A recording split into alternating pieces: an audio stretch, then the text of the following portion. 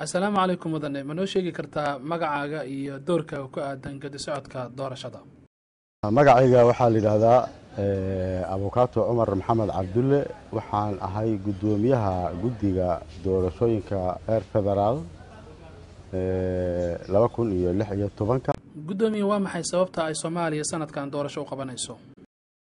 sidaan wada ognahay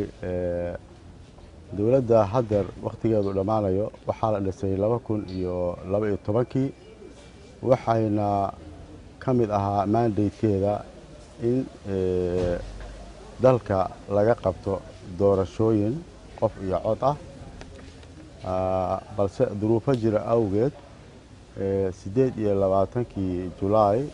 2015 xukuumadda iyo baarlamaanka waxay go'aan ku wada gaareen in dalka aan lagu qaban karin doorasho qof iyo cod ah marka sababta loo qabanayo doorashooyinku waxay tahay in dadka Soomaaliyeed golayaasha matalaya iyo taladeeda ay hayaan dad Soomaali soo dooratay oo aysan noqonin dad la soo xulay marka sidaas darteed ayaa waxaa loo qabanayaa doorasho nooc ka mid ah doorashooyinka oo doorasho dadban ah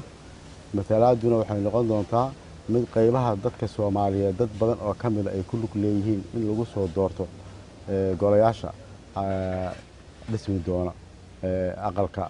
golaha shacabka iyo aqalka sare labadaba sanadkii 2012 dalka waxa ka dhacay doorasho sanadkan 2016kana